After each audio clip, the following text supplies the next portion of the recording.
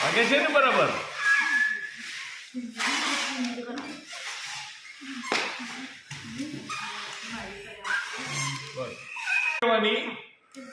પછી શું કરવાનું છે? આને થોડું આમ કરી દો અને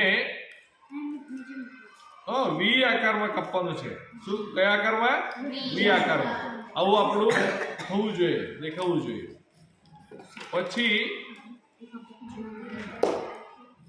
આપણે હૂક મારવાની છે.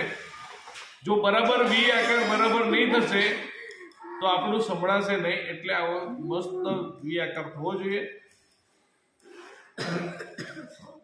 મારે નથી અટકાવજો.